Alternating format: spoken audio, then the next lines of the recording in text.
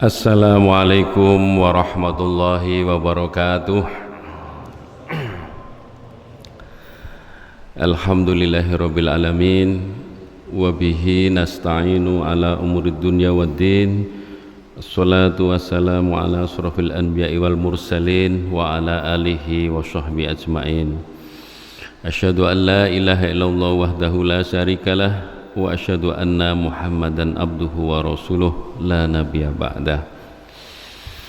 Alhamdulillah wa syukrulillah, Bapak Ibu jamaah sekalian, pada pagi hari ini kita bisa bertemu lagi di masjid yang mulia ini bersama-sama untuk mencari ilmu dan keridhaan Allah dalam pengajian subuh gitu ya. Nah, dalam kesempatan yang baik ini kita bicara yang ringan-ringan saja ya. Ini kelasnya kan baru kelas berat. Ada pandemi belum selesai, ada bencana banyak, ada ulama wafat gitu ya. Ini sudah sangat berat sehingga secara umum itu secara psikologis rakyat Indonesia itu sebenarnya sedang stres luar biasa ya, sehingga kemudian memunculkan berbagai macam hal ikutan, hal-hal apa yang mengikuti yang kadang-kadang menambah berat, termasuk yang terakhir kemarin di launching oleh Bapak Presiden adalah gerakan wakaf atau infak. Nah, begitu di launching komentarnya banyak, terutama Pak Yid dan seterusnya. Lah ini jadi tidak sehat. Oleh karena itu orang yang kacau pikirannya karena situasi itu harus dihibur, kan gitu, bukan malah dipijeti. Nah, jadi macam-macam, sehingga kemudian sesepuh kita Pak siapa Din Samsudin juga kemudian berkomentar ya toh, sebaiknya wakaf ke lazismu saja. Oh, no. Langsung gitu. Lah iya. Alhamdulillah itu waktu ada pers rilis Kapolri setelah silaturahim ke kantor pusat ya toh, wartawan ada yang tanya itu. Alhamdulillah itu Pak Mukti tidak menjawab.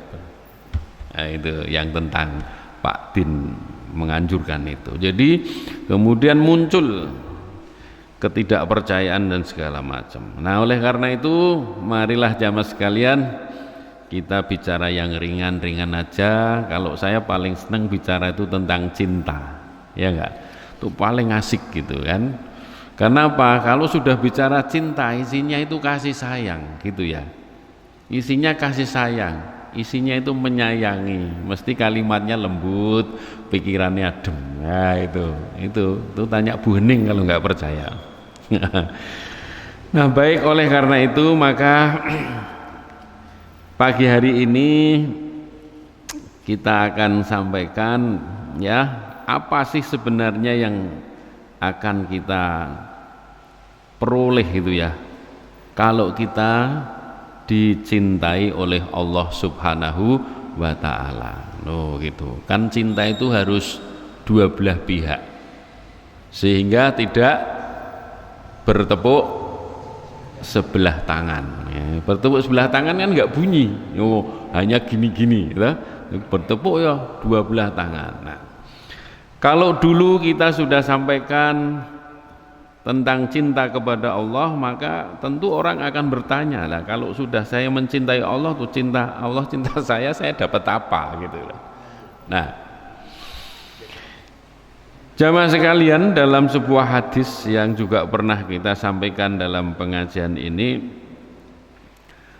ada tiga hal ya, yang kalau kita memiliki itu kita akan merasakan halawatul iman, nikmatnya iman, kan begitu ya. Nah, ini review sedikit aja.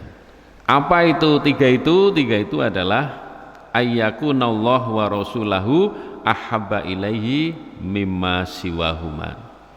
Kalau Allah dan Rasulnya lebih kita cintai dari yang lain. Nah itu nomor satu. Jadi kalau kita ingin merasakan halawatul iman atau nikmatnya iman, kita harus berlatih mencintai Allah dan mencintai Rasulullah melebihi yang lain, termasuk melebihi istri kita. Nah itu. Nah ini dalam lafal lisan mudah, tapi dalam perbuatan tidak mudah, ya. Itu sehingga ujian-ujian kehidupan yang diberikan Allah dalam bentuk nikmat yang harus direlakan kembali, padahal nikmat itu ya dari Allah, karena bukti kita cinta kepada Allah itu menjadi nilai penting di dalam kehidupan, ya. Bagaimana kita bisa ikhlas betul mencintai Allah, ini butuh latihan, ya.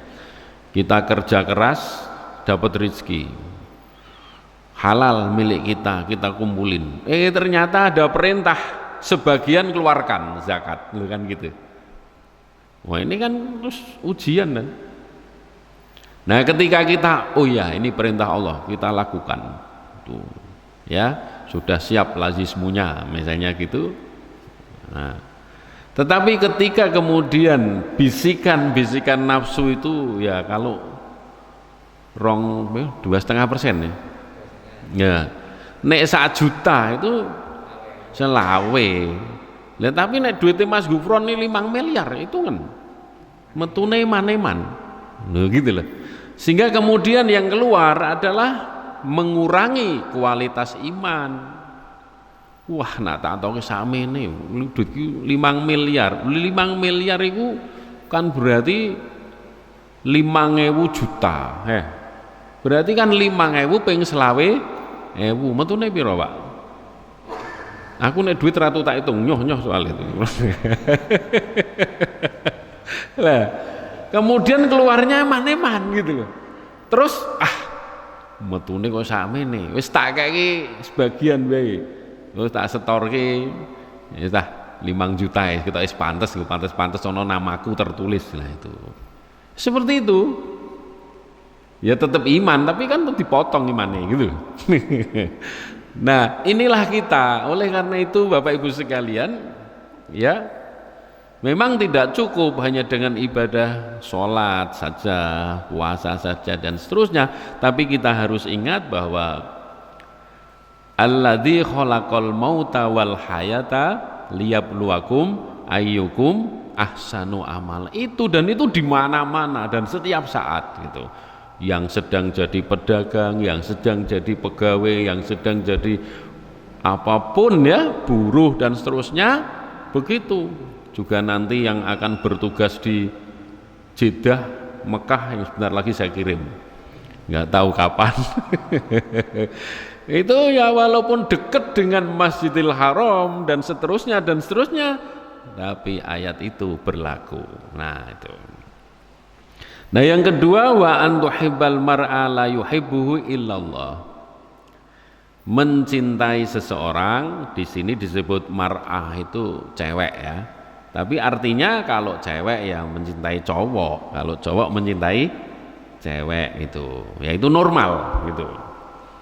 Nah, mencintai seseorang yang tidak dia cintai kecuali karena Allah. Jadi kalau saya senang sama Pak Suali itu bukan karena ganteng, misalnya saya Bu Suali itu, misalnya Bu Suali ada nggak? Nggak ada ya, aman. Nah, tetapi karena memang Pak Suali itu orangnya baik, akhlaknya baik, sesuai dengan perintah Allah, maka aku mencintai. Nah, misalnya begitu. Nah, dari yang kedua ini kita bisa melanjutkan membenci juga karena Allah. Bukan membenci karena beda ormas. Tuh bolone Pak Yid membenci karena beda ormas. Sehingga Pak Yid harus keluar dari grup. Misalnya ini nggak benar. Nah jadi kalau kita ingin merasakan nikmatnya iman, piye kita bisa mencintai yang lain itu karena Allah. Nah ini ya, tadi Pak Yed bisik-bisik sama saya, syah ini tekan kene mangkat ke omah jam piro dok, jam 3 aku. Lah pura kesel, yo enak ning omah, kelon aku yo muni ngono. Tapi karena apa? Karena saya sudah menerima tugas dari Ustadz Tafrihan itu kan. Dan itu tentu karena Allah ya saya datang walaupun ngantuk, tidurnya baru 12:30, merem tenan mungkin ya jam 1. Jam 3 wis digugah weker des itu. Malah 2:30 udah bangun. Nah, jadi ternyata kalau kita lepaskan semuanya itu karena Allah, nah itu nikmat betul, los. Ya. Nah yang ketiga wa ayyakraha ayyauda fil kufri kama yakrahu ayyakdafa finnar. Yang ketiga itu adalah kalau kita ini benci menjadi kafir sebagaimana dia benci kalau dimasukkan ke neraka. Nah itu. Jadi berarti harus menjaga sikap supaya tidak masuk dalam kelompok sikap dan sifat-sifat orang kafir. Nah gitu loh, supaya selamat. Nah baru nikmat. Nah terjemahnya kan panjang, menjaga sikap selama hidup, menjaga perilaku selama hidup supaya ora kaya wong kafir. Nah kelompok kafir itu kancane ya munafik dan fasik. Nah maka ternyata iman itu perlu dijaga supaya bisa dinikmati. Nah ini baru kemudian nanti kita akan dianggap sebagai hamba yang mencintai Allah. Nah, walladzina amanu asyaddu hubban lillah.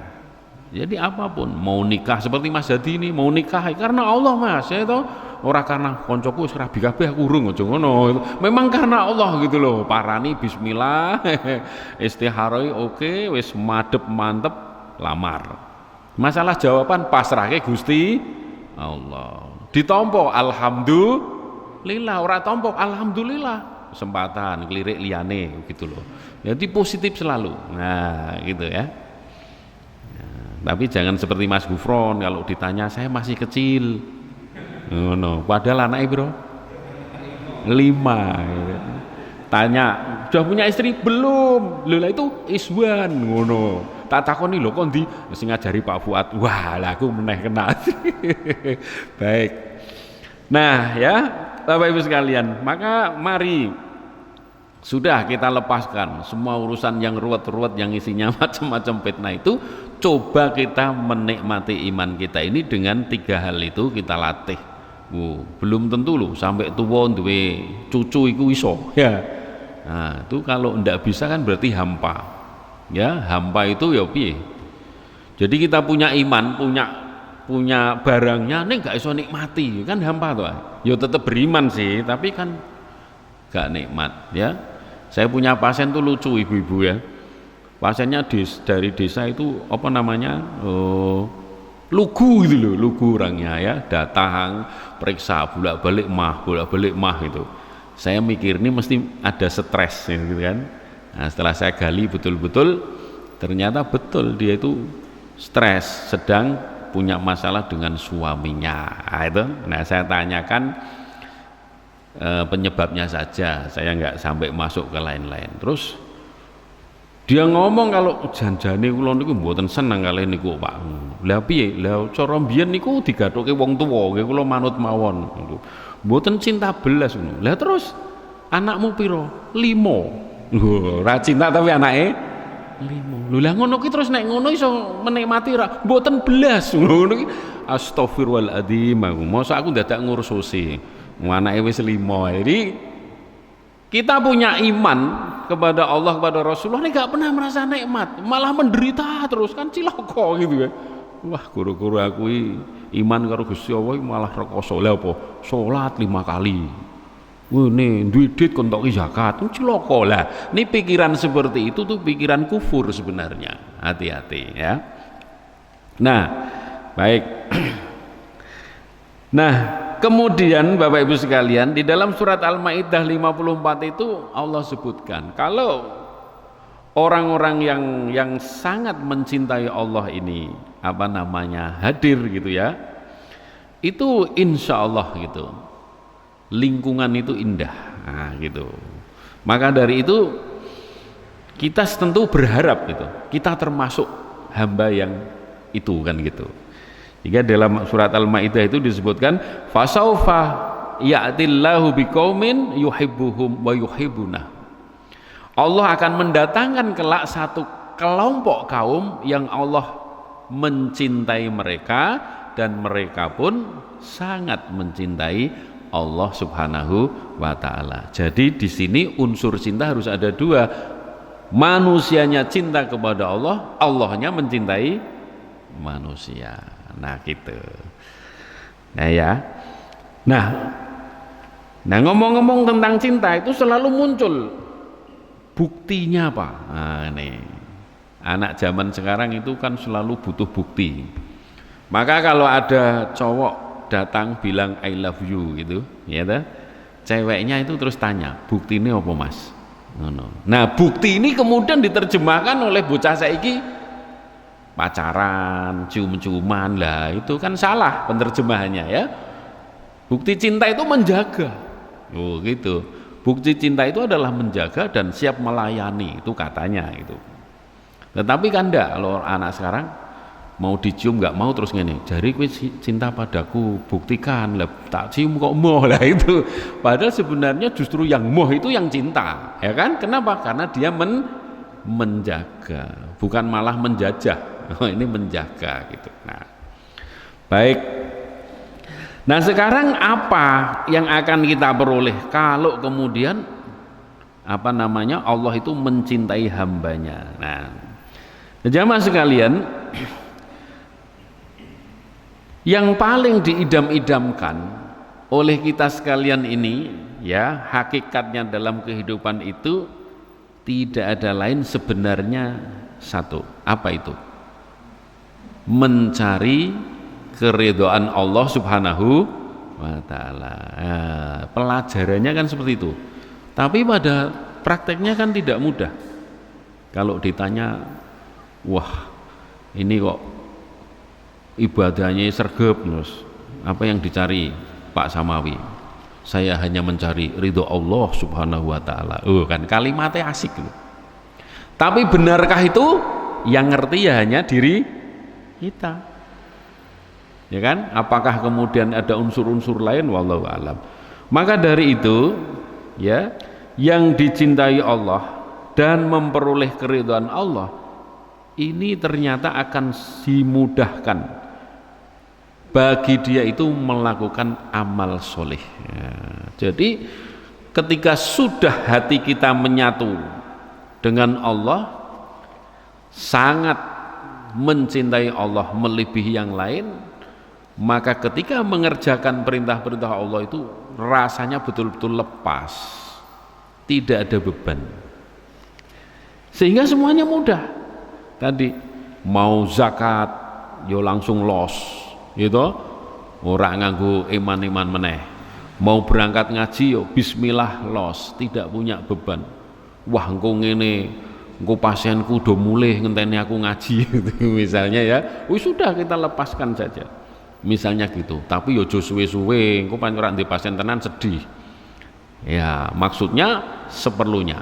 Begitu pula misalnya di jabatan, wah aku nek jujur ning kene koncone ruwet kabeh, aku malah digeser.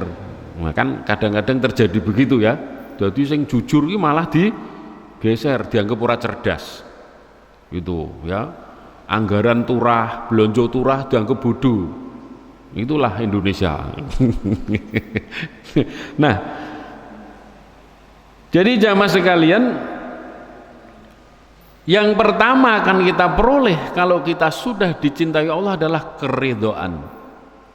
Kalau Allah ridho, apa yang kita inginkan itu lancar, namanya diridhoi kok. Mau ngelamar yo lancar Mas Hadi, tenang aja. Sudah diridhoi ya Allah gitu kan. Sopo sing arep nglawan ridhone Allah ya toh. Calon mertua rada angel-angel dibukakan hatinya. oleh Allah itu diridhoi, dan itu sudah kita buktikan. Ya, ternyata kalau sudah jodoh kemudian diridhoi, itu jalannya kok lancar. Oh, gitu kan? Tidak ada hambatan gitu. Tapi lek gak diridhoi, masih wis disuruh wong akeh, tetep ora sida. Nah, ini kemudian akan membuang penyakit-penyakit jiwa, penyakit hati itu ya. Maka kalau kita punya cita-cita itu boleh kok diperjuangkan, maksimal ikhtiar. Tapi kalau sudah mentok hasilnya ternyata nihil, jangan berputus asa, putuskan saja, Allah tidak ridho, saya harus ganti haluan. Nah, kira-kira begitu. Tidak ada masalah, jalani terus. Nah, yang kedua, selain keridhaan Allah, kita akan dimudahkan mengerjakan amal-amal soleh. Dan yang ketiga, kita akan dijauhkan dari keburukan dan kejahatan. Nah, maka kalau ridho Allah sudah ada, Allah akan menghilangkan bala. Nah, ya, gitu. Nah, jamaah sekalian, ini hanya bisa diterima dengan iman. Tadi, kalau kita bisa merasakan nikmat iman, maka semuanya akan menjadi indah. Yo, dalani bolong-bolong, buyaran macet. Di mana mau? Wonokerto macet ya toh. Terus sini ini mana itu? Cedak Polres macet. Saya kemarin pulang itu macet Pak, dari jalan lingkarku sampai di stasiun Biaran itu. Waduh, macet di situ wis suwe banget. Akhirnya begitu tekan Polres ada putaran, muter Pak. Saya muter terus lewat Wonosalam ya. Nah, itu jedule kan lumayan, sudah sampai di Biaran. Nah, tapi ya kembali lagi, ketika kita menghadapi hal-hal semacam itu, kemudian kita kembalikan bahwa kita ini sedang mencari ridho Allah, nah insya Allah lancar. Nah, semacam itu. Nah, lanjutnya, lantas bagaimana jamaah sekalian cara mencapai ridho Allah itu? Nah, kan sering orang itu bingung carane iki piye. Gitu. Sehingga banyak, karena mereka tidak punya pakem cara, maka dalam mencari ridho Allah itu carane golek dalan dewi-dewi. Ono sing carane ziarah, sehingga kemudian menjadi bisnis kreatif ziarah. Ono sing carane gawe bisnis arwah jamaah. Kabeh tujuannya jare mencari ridho Allah. Wah, ini makanya Indonesia itu hebat, cerdas-cerdas. Ora ana kuburan digawe kuburan. Dasare ngimpi. Ya, di Sayung tuh ada kuburan dasarnya ngimpi. Kemarin tak ziarahi, banjir Pak, sak dengkul aku melaku. Hanya ingin lihat sepi apa ora. Jebule ya ana wong loro sing ndremimil donga ngono. Masyaallah. Tak foto-foto gitu ya, luar biasa. Nah, jadi kuburan-kuburan tiba-tiba muncul misalnya. Nah, padahal sebenarnya sangat sederhana ya. Kalau kita ingin mendapatkan ridho Allah, kan kita harus membuktikan cinta kita kepada Allah tadi. Nah, bagaimana bukti kita mencintai Allah? Nah, ini di Quran itu ada. Surat Ali Imran ayat 31 ini menjelaskan, A'udzubillahi minasyaitonirrajim, bismillahirrahmanirrahim. Qul in kuntum tuhibbunallah fattabi'uni. Qul, katakanlah Muhammad, in kuntum tuhibbunallah, kalau kamu mencintai Allah, maka buktinya adalah fattabi'uni, ikuti aku Muhammad Rasulullah ya. Nah, jadi jalan menuju ridho Allah itu cuma satu, apa? Mengikuti Muhammad. Sudah. Jangan mengikuti yang lain.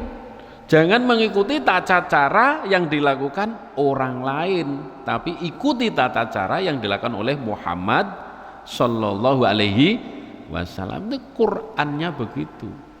Maka satu-satunya jalan mendapatkan ridho Allah, membuktikan cinta kepada Allah, Anda harus ikut Muhammadiyah.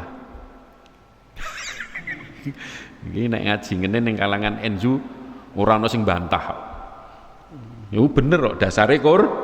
Nah, ning mesti dorawani nek ngomong ngono. Sesuk dintokke saka grup ya Pak Yid. Ya karena arti Muhammadiyah itu adalah mengikuti Nabi Muhammad. Ngaten nggih Bu nggih? Di santai mawon, nang dinaike Muhammadiyah ampun alergi, malah seneng mawon. Alhamdulillah. Nah gitu. Nah jadi rumus atau resep ya untuk mendapatkan ridho Allah atau jalan mencapai ridho Allah hanya satu, membuktikan cinta kita kepada Allah. Dan membuktikan cinta pada Allah itu sudah diajari oleh Nabi. Apa? Mengikuti Rasulullah. Berarti apa? Mengikuti sunnah-sunnah Rasulullah, menjadikan Rasulullah itu betul-betul teladan. Nah oleh karenanya Muhammadiyah itu tetap istiqomah dalam mencari kebenaran yang paling dekat dengan sunnah Rasulullah. Ya, kan sering kita ini diteror dengan macam-macam. Tuh dulu saya share yang katanya kitab aslinya Kiai Haji Ahmad Dahlan ya, yang tata cara ibadahnya begini begitu. Nah, ya, jadi Muhammadiyah itu bukan Dahlaniyah, gitu, bukan pengikut Pak Dahlan, nggak fanatis pada individu Pak Kiai Ahmad Dahlan. Karena Pak Kiai Ahmad Dahlan dakwah waktu itu pasti sudah memikirkan kepentingan sosial, strategi dakwah dan seterusnya dan seterusnya. Kalau sekarang kita bilang dakwah kultural, itu dakwah yang sangat memperhatikan kultur tata cara masyarakat lingkungan. Nah, tetapi terus kemudian berkembang menuju pada hal yang mendekati seperti yang dilakukan Nabi Muhammad SAW. Nah, ini butuh istiqomah. Mengikuti Nabi itu butuh istiqomah. Nah, kalau sudah mengikuti Nabi, yuhibbukumullah. Nah, ini. Jadi saya menyatakan iman kepada Allah, mengikuti Nabi, baru kemudian ternyata niscaya yuhibbukumullah, Allah mencintai kamu, Allah mengasihi kamu. Berarti Allah akan membalas cinta kita kalau kita sudah membuktikan diri mengikuti Nabi Muhammad sallallahu alaihi wasallam. Itu pemahamannya ayat ini kan mestinya begitu. Ada timbal balik. Moko mantep bismillah ya, mengikuti sunnah Nabi apapun gitu ya. Nah itu. Kemudian wa yaghfir lakum dunubakum, dan Allah mengampuni dosa-dosa kita sekalian. Wallahu ghafurur rahim. Nah Allah itu maha pengampun dan maha penyayang. Nah jadi Bapak Ibu sekalian, oleh karena itu maka dalam setiap kesempatan dan kehidupan kita, apapun aspek kehidupan itu, setidak-tidaknya kita harus belajar bagaimana cara Nabi melakukan itu.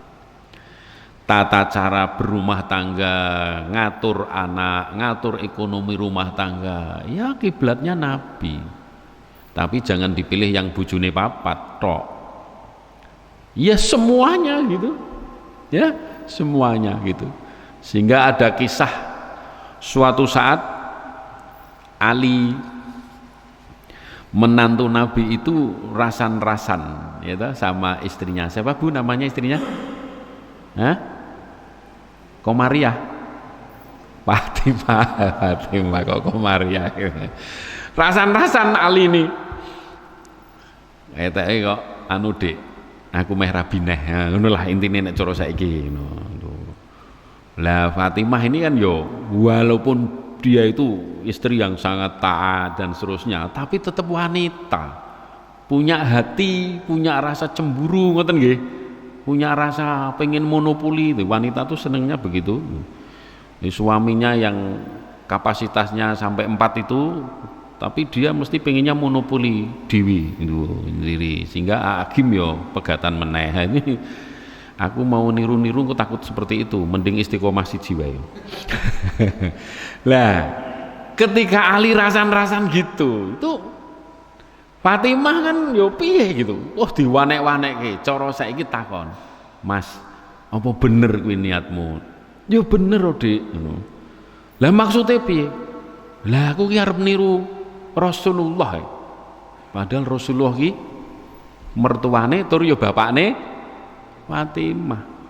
Ya enggak mungkin Fatimah melarang. Wong memang mesti meniru Nabi. Wah, Fatimah yo oh ngono, walaupun hati remuk redam tapi lesane oh ngono Mas, karo senyum terpaksa. Ya kan,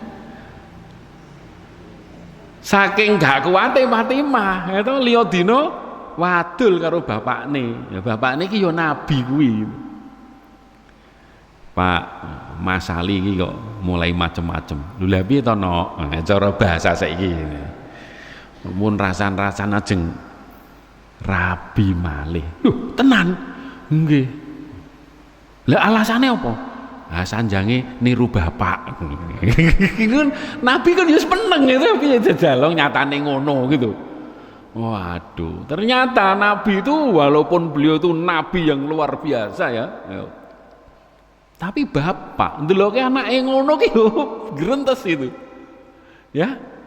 Arep muni ora nyatane ngono, arep muni yo ndelokke anake menderu. Itu unsur manusianya Nabi itu muncul itu. Tapi juga Nabi kan tidak bisa mengatakan yo dilarang to, Nduk. Kan tidak bisa gitu kan. Wis dadi sunah kok. Nah, itu. Nah, maka kemudian Nabi melanjutkan bertanya sama anaknya ini, lah alasannya mengikuti sunahku ngono. Nggih, lah nek pun ngoten kan kula mboten saged bantah to Pak, wong sanjange ngoten. Ayo bener ya ngono kan. Mikir Nabi nih, waduh. Nah, oke. Wis ra apa-apa, sabar ya Nduk. Nah gitu. Sesuk Ali tak undangi. Nah itu. Maka kemudian Ali dipanggil oleh Nabi itu. Nah, berapa hari panggil, akhirnya Ali menghadap, jadi menghadap bapak mertua sekaligus menghadap Rasulullah kan gitu. Ditanya sama Nabi, ya Ali, nggih, apa bener kok jarine kowe pengen rabi meneh? Sinten sing sanjang? Ya bojomu. Nggih, ngono tok. Ora wani macem-macem, muni ati yo nggih. Ya wis muni nggih ngono tok. Nah, oh, ya bagus. Wis siap. Insyaallah. Kaya Mas Jadi takoni wis siap Mas Jadi. Insyaallah.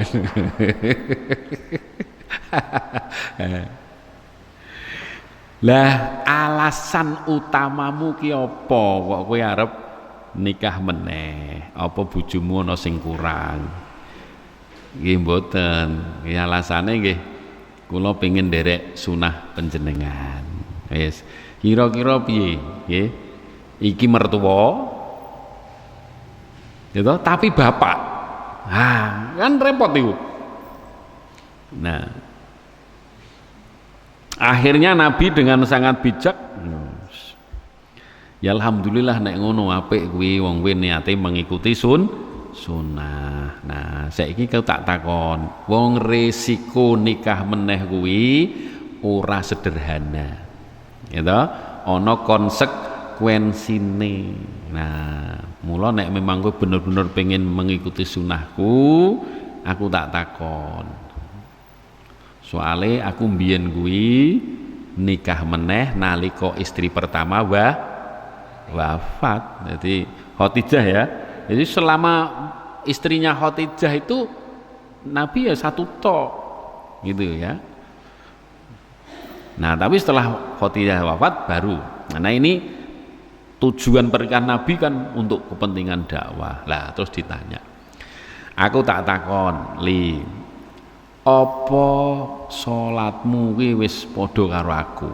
Oh, kira-kira jawabannya Ali piye? Dereng, belum. Mosok wani muni sampun malah ngluwi. Ora bakal. Sopo sing iso ngluwi badhe Nabi gitu? Jawabane dereng. Ya wis. Apa amal-amalanmu yang lain niku wis padha karo aku? Dereng. Ngono kan? Mesti jawabane dereng. Tanyain terus sama Nabi. Jari kan arep niru aku, istilahnya kan gitu. Apa perjuanganmu kuwi ya wis padha karo aku? Dereng. Nah, setelah jawaban checklist dereng kabeh, dekne ras do divaksin. Ya, baik. Kalau begitu kamu ndak apa-apa nikah lagi Li, wong arep meniru sunahku, ning sing liya-liyane ya tirunen. Begitu Nabi, jadi nggak melarang, ya kan? Nggak melarang, tapi menasihati gitu. Wah, habis itu Ali pulang. Sampai rumah itu Ali itu lesu darah. Wegah mangan, wegah opo. Kenapa? Karena yo karepe itu tadi ora keturutan. Ning arep bantah rawani nyatane gitu. Nah sang istri yang bijak itu ora terus syukurin. Ya ora, deloke nada ngono ya senyum tapi dibalik jendela gitu kan. Wah iki mesti dinasihati karo bapakku iki kan gitu. Ora dilurui ben itu. Baru lain hari diguyoni setelah cair suasana. Piye Mas, tak terke kok piye, tak lamarke ngono. Ora sama macam-macam ngenyek. Wah. Ora wis cukup isban rasa istri ngono. Alhamdulillah.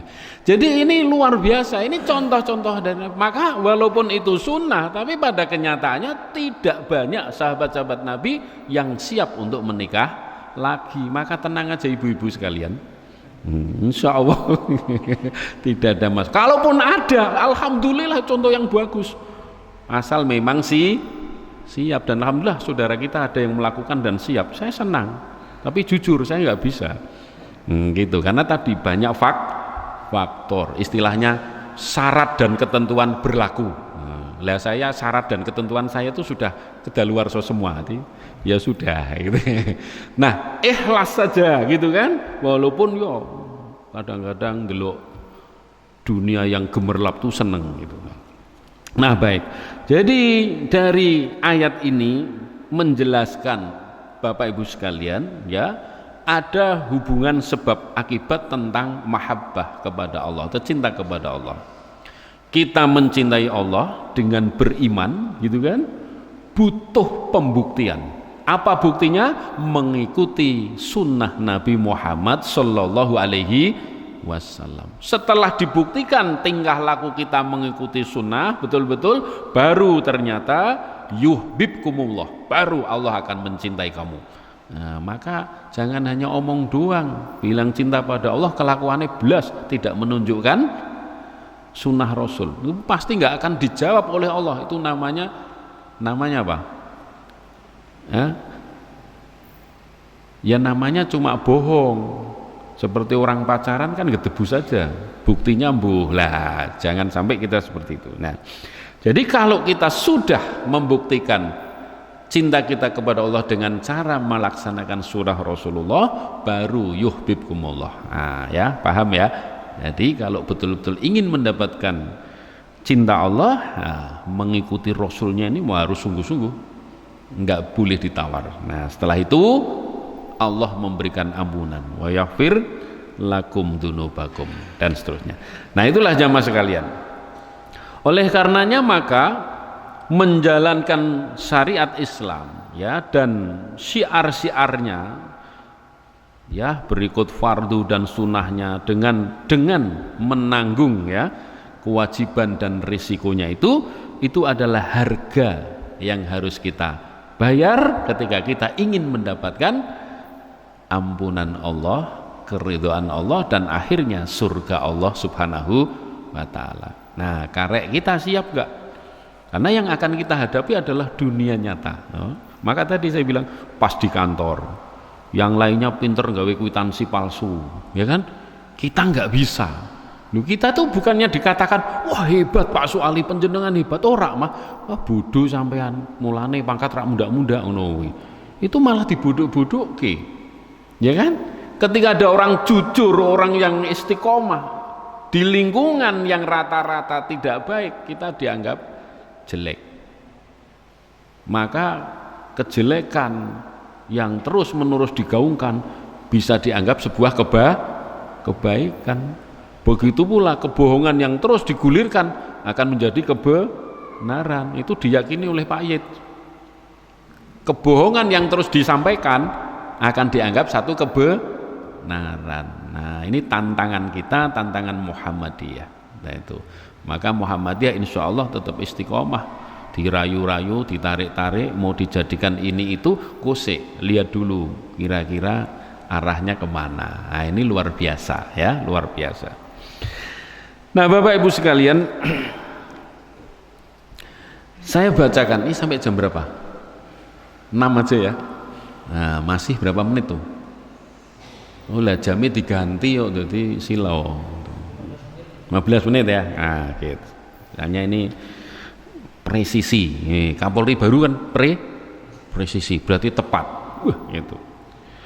Saya kemarin nulis di FB itu, wah, sudah baca belum status saya di FB yang ada fotonya Pak Kapolri ya? Wah, ternyata yang komentari banyak. Jadi saya tulisnya begini, wah, alhamdulillah itu kan, sinergi Polri dan Muhammadiyah itu tidak hanya pada elit pimpinan, tetapi semua sampai bawah, Polda, gitu, Polres, Polsek, gitu, semua. Itulah hebatnya dan bijaknya pimpinan kita, gitu, mengajak kerjasama bersama-sama secara terbuka dan bermartabat. Nyatanya aku ndelok fotone Pak Sep karo Polsek gitu. Wah. PCM Demak siapa? Wah, hebat. Sampai PCM Karangawen yo ono gitu. Mas Anwar itu. Kemudian Sekda Muhammadiyah, wah, foto sama Pak Kapolres. Ada sekda di sini, Sekda Muhammadiyah ini. Ditemani oleh ajudannya yaitu Mas Hadi. Wah, saya seneng dulu. Nah, aku ditelepon. Pak, gini. Ketuanya Pak Suali. Kalau gitu saya minta nomornya, saya enggak punya. Ngarang. Polres orang duwe teleponnya Bupati Muhammadiyah yo payah ya. Nah, mungkin terus ini ditelepon. Lapor, Pak, tak telepon ra iso-iso. Oh, santai, Pak Suali itu sibuk. Jadi bar Jumatan ngene iki telepon pateni, engko uripe engko isa aku. Teleponi terus we. Waduh, lah ini acaranya nanti sore. Aku sing ngerti sore aku nolak to, praktek aku. Ora sore yo gelem. Metu-metu fotone Sekda, alhamdulillah ora di apa di wakil ke meneh karo asisten 1 2 3 Sekda. Ini cerdas saya, bagus. Tak pantau, begitu kan. Saya ingin menunjukkan dengan teman-teman yang lain, ngene iki lho Muhammadiyah gitu loh. Lah nek ora sing hubungan sapa kalangan elit tok, engko sing metu yo YouTube sing ngeki amplop. Muter kan, mencoreng nama, itu ulama, nama tokoh ormas dan seterusnya. Ini tidak, gitulah. Wah, terus ono Dewan sing komentari saya Japri. Wah, luar biasa Pak Dokter. Yo tak jawab sopo sih, aku mantan bupati, ngono. Ya artinya begini, ini penting ya untuk pendidikan umat masyarakat supaya mereka bisa membedakan gitu mana yang memang mencari ridho Allah dan mana yang mencari amplop itu. Nah, saya nggak butuh isinya aja misalnya itu. Oh, bayangkan ya amplop sampai dingonoke kantongi rakamot seleke kursi iki po sengaja membunuh karakter Popeye juga nggak ngerti itu, wong itu diviralkan. Nah ini menurut saya mengerikan, harus kita perbaiki ya. Nah ya ini ada satu hadis jamaah sekalian, hadis qudsi ini kalau tidak salah yang diriwayatkan oleh Abu Hurairah ya, bahwa Allah Subhanahu wa taala berfirman, tapi karena firman Allah ini tidak dimasukkan dalam Al-Quran maka masuknya hadis qudsi gitu ya. Ya. Man adali waliyan faqad adantuhu bil harbi.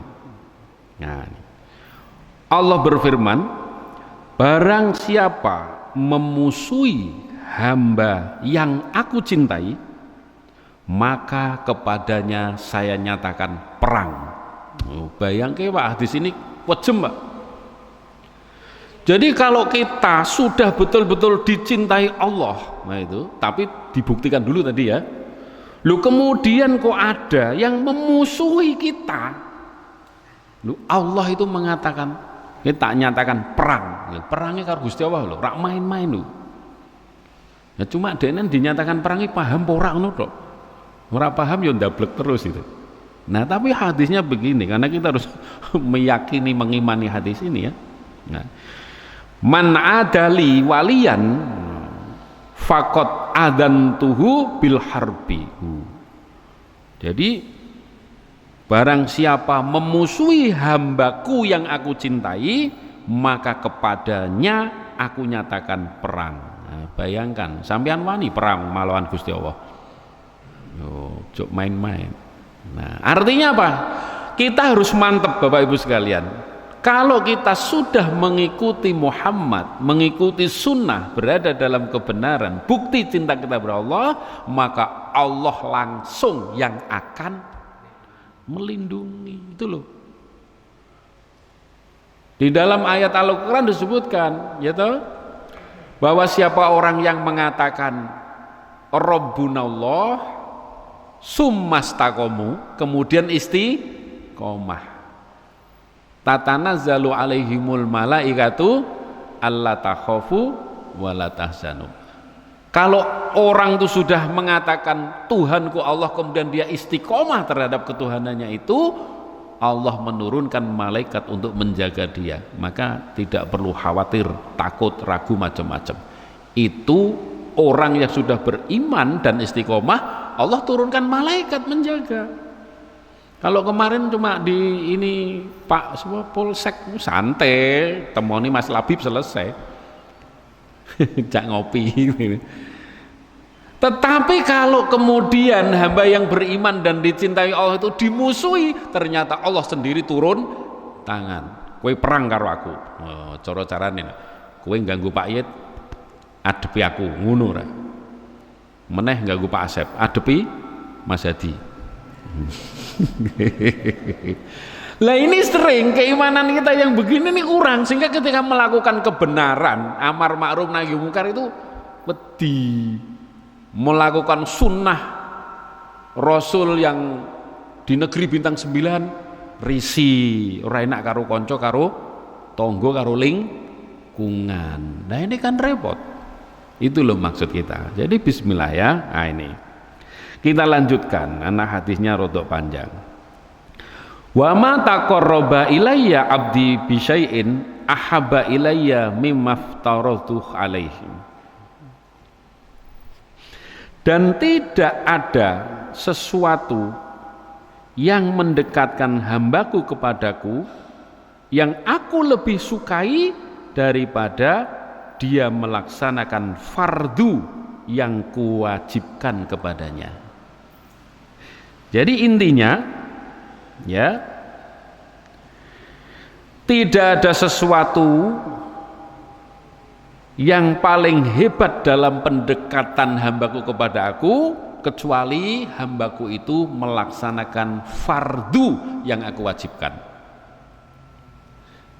Nah, jadi lebih spesifik lagi ya. Spesifiknya apa? Nomor 1, melakukan kewajiban kita. Ya, wajibnya apa? Contoh ya, sholat itu wajib melekat, ya kan? puasa wajib walaupun ada keringanan, zakat wajib untuk yang mampu, haji wajib untuk yang mampu. Lah sing ora mampu Pak, yuk kaitannya karo duit kabeh. Amar ma'ruf nahi mungkar itu juga wajib. Nah, maka ketika kita melakukan kewajiban-kewajiban kepada Allah, itulah yang paling dicintai Allah. Dari cara pendekatan kepada Allah yang paling top markotop menurut hadis qudsi ini adalah melaksanakan kewajiban, termasuk zakat ini. Gitu. Kalau suami punya kewajiban apa? Menjaga keluarga, itu wajib.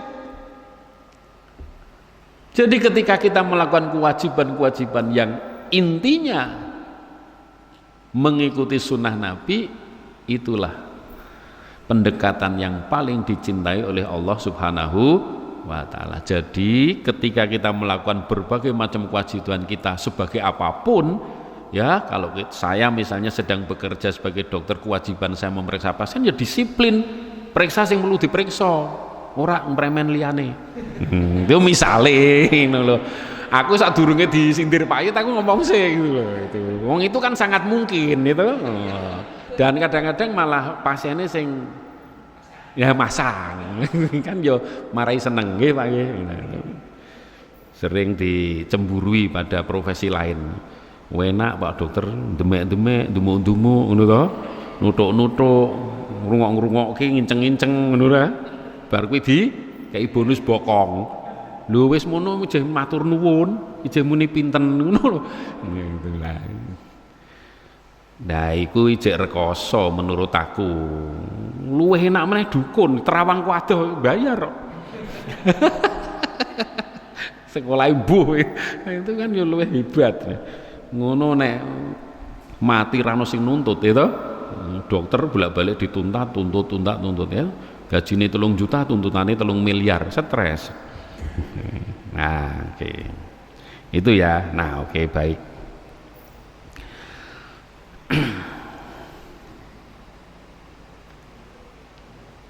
Nah, lanjutnya. Wa ma yazalu abdi yataqarrabu ilayya bin nawafili hatta uhibbahu.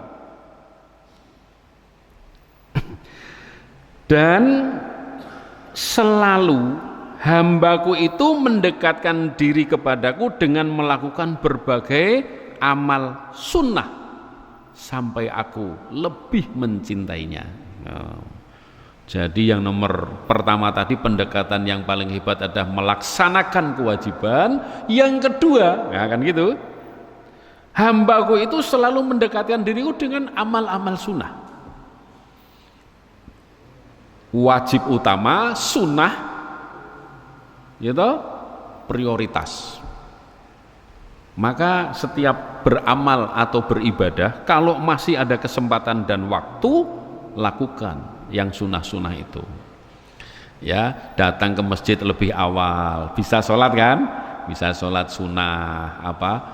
Sholat tahajud dulu misalnya, itu atau masuk masjid ya tahiyatul masjid dulu, ya terus lakukan sunnah sampai kemudian adzan, dengerin adzan dulu, sholat lagi. Jadi sunnah. Puasa ya begitu, Ramadannya sudah. Nah, kesempatan sunnahnya kerjakan. Itu Nabi mengajarkan begitu dan ternyata itu dicintai oleh Allah Subhanahu wa ta'ala. Zakat, wajibnya zakat, lo masih tambahkan infak dan sodakohnya. Lah yang sering saya temukan teman-teman saya itu zakat gak pernah. Iya, tapi sodakoh itu sering. Ono apa? Aku sering kok Pak. Lah apa? Ya sono urunan-urunan yo tak kei, bangun masjid ini yo tak kei no. Tapi zakate ora tau tak hitung. Wah, tapi yo akeh yo. Nah, gitu ya. Nah, itu salah kan? Zakatnya itu wajib, maka harus dihitung kewajibannya dulu, setelah itu baru sunnah. Nah, sing luweh orang genah meneh ketika saya tanya, "Lah piye yo? Bakulanmu yo ketok maju ngono, zakate ra yo lancar to?" Wis, lah mbok kene sapa? Lah makku tak pakani bendino kuwi dah. Ngono kira kurang ajar. Makku tak pakani bendino, dihitung zakat. Iki bocah iki lebokke rahe meneh wae rae. Jadi itu tuh masih banyak Bapak Ibu sekalian kita temukan di masyarakat kita, ya. Malah ono sing kuat jemeneh. Wis ngono diitung terus Pak sertifikate gorene. Lah napa? Lah aku makan iku 5 tahun tak hitungi padha regane sawahku ya. Wah iki ngene meneh iki. Ora sah nuntut ning pengadilan tapi ngono iki padha mateni wong tuane ya. Jadi nah ini naudzubillah. Baik. Nah, kemudian jamaah sekalian, faida ahbabtuhu, ya, faida ahbabtuhu, dan jika aku Allah telah mencintai hambaku itu, kuntu maka. Nah, ini dengarkan betul-betul. Kalau kemudian Allah sudah melihat bukti kita melakukan kewajiban-kewajiban, kita tambah dengan sunnah-sunnah itu ya, apa yang akan terjadi? Ini luar biasa. Nah ini yang membuat para pejuang itu berani maju, ora wedi macam-macam. Ini kalau seorang politisi misalnya kayak Anies Baswedan itu serang ngalor ngidun ngetan ngulon atas bawah ya, dia tetap istiqomah. Ternyata dia yakin dengan hadis ini. Kalau Allah sudah mencintainya, faida ahbabtuhu kuntu sam'ahul ladzi yasma'u bihi, maka Allah akan menjadi telinga dia, alat pendengaran dia. Subhanallah. Bayangkan dia ada rencana gitu mau mencelakakan dia, lurano sing ngandani, dia tahu. Siapa itu? Ini. Dan saya pernah membuktikan hal semacam ini ya. Ada yang mau nyantet gitu katanya, aku ora ngerti sakjane. Dilalah Gusti Allah memberikan seperti sinyal, seperti kabar, sehingga kita lebih berhati-hati. Maka kemudian ketika masuk kantor ya bismillahilladzi la yadurru ma'asmi syai'un. Tenan Pak, aku linggih ning kantorku sing jarene kantor Muhammadiyah ana beras kuning. Itu ya karena karyawan Muhammadiyah kan tidak semuanya Muhammadiyah. Nah, itu. Jadi sekali lagi kalau Allah sudah mencintai, kuntu sam'ahul ladzi yasma'u bihi, Allah akan menjadi telinga bagi dia. Oh, ngoten nggih. Yakin aja bismillah, tenan itu. Ora usah nganggo penyadap-penyadap. Allah memberikan tanda. Wa basarul ladzi yubsiru bihi, Allah akan menjadi mata dia sebagai penglihatan dia. Nah, bayangkan ini jaminan Gusti Allah. Mula wis bismillah lakoni. Allah menjaga. Ya. Allah menjadi telinga kita, Allah menjadi mata kita, penglihatan kita, ya. Dan kemudian wa yadahul lati yabtisu biha, Allah juga akan menjadi tangan kita, menjadi alat kekuatan kita. Maka jangan heran ketika kita sudah luar biasa gitu di jalur dakwah, ada kesulitan tantangan besar gitu, wis stres, ternyata tiba-tiba hilang semua, mudah. Itu kekuatan dari Allah Subhanahu wa ta'ala. Siapa yang membuat itu? Allah Subhanahu wa ta'ala. Ya, saya pernah cerita kan, tahun 93 jadi petugas haji rekoso Pak, ning daerah Miswalah ombone ra karu-karuan. Ya, saya membawa 79 kloter waktu itu, dokter dhewean zaman biyen. Nah itu ketika mau melempar jumroh yang belum seperti sekarang, masih tugu itu, dilempar mubeng sehingga kadang-kadang kene balang kono balang kene. Orangnya udah susah diatur, tabrakan. Ketika saya pulang melempar jumroh itu, ada 2 ibu-ibu kayak mbah-mbah lah dari Kudus kalau tidak salah ya, itu cekelan tembok jauh gitu, cekelan tembok gini dengan rasa takut. Lah saya tanya dari mana, ternyata dari Kudus terus basa Jawa. Mbah ngentosi sinten? Mboten ngentosi sinten-sinten. Loh, lah terus rombongane pundi? Pun mriko sedaya kula ditilar. Duh. Lah terus pun mbalang mboten wantun. Lah kenapa? niku kebake koyo ngoten. Ngomong penuh. Takut.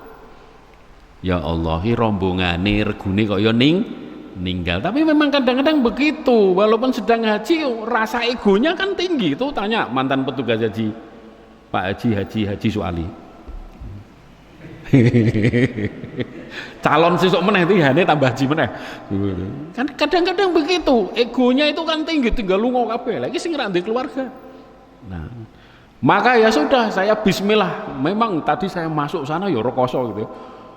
Dah Mbah ngeten mawon, jenengan tangan kanan sing siji tangan kiri. Nah itu, udah bismillah.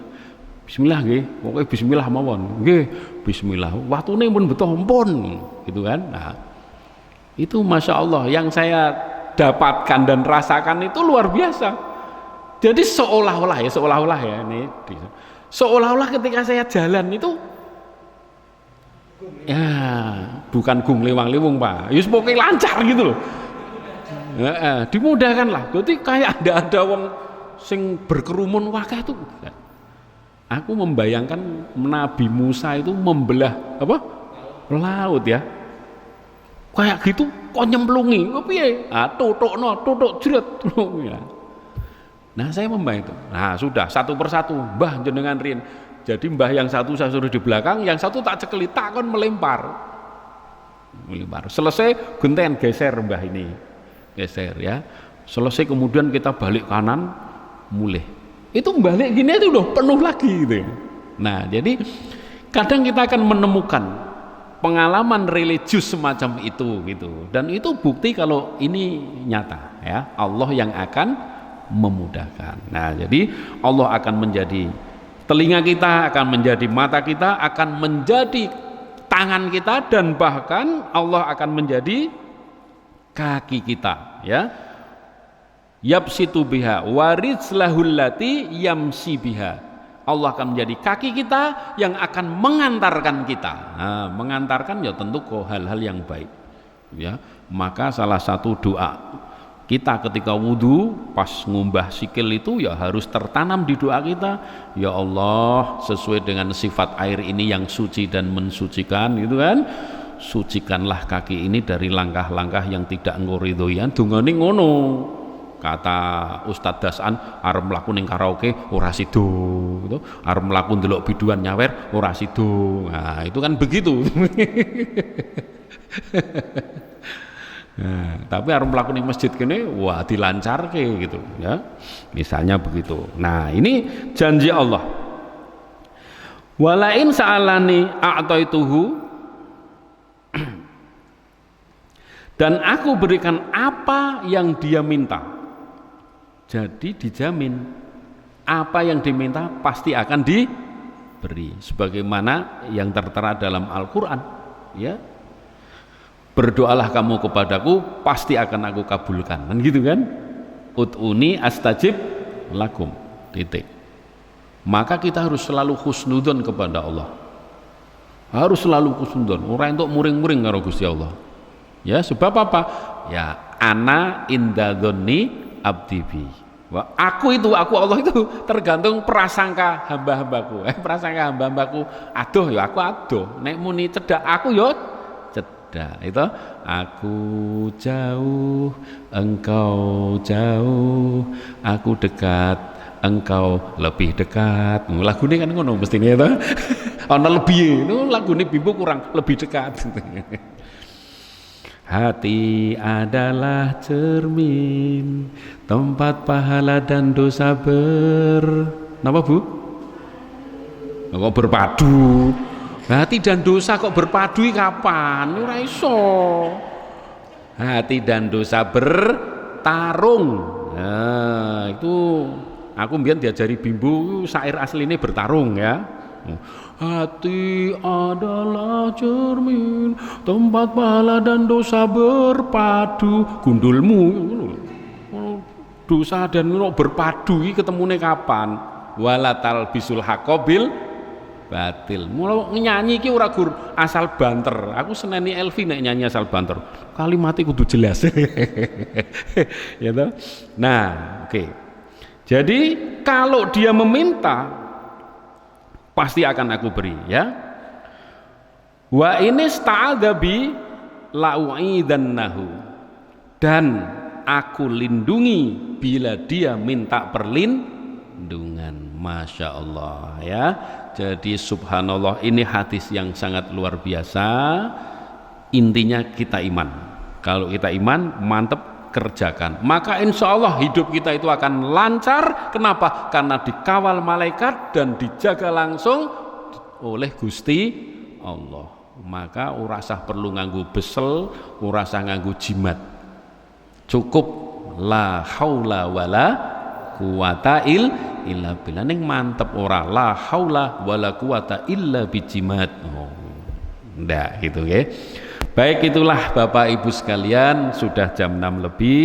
Mudah-mudahan yang sedikit ini tentang apa sebenarnya yang akan kita peroleh ya. Kalau kita dicintai Allah, ini akan menyadarkan kita bahwa kita perlu beriman yang benar, istiqomah, kemudian membuktikan iman kita dengan cara apa? Mengikuti sunnah Nabi Muhammad Sallallahu Alaihi Wasallam. Nah, dengan demikian maka kita akan mantep, sebab tadi Allah akan menjadi mata kita, menjadi telinga kita, menjadi tangan kita, menjadi kaki kita, dan kalau kita minta pasti Allah kabulkan, dan kalau kita minta perlindungan pasti Allah akan melindungi. Nah, demikian Bapak sekalian, terima kasih atas perhatiannya, mudah-mudahan bermanfaat. Saya akhiri ya. In uridu ilal islah mastata'tu wa ma taufiqi illa billah alaihi tawakkaltu wa ilaihi unib. Assalamualaikum warahmatullahi wabarakatuh.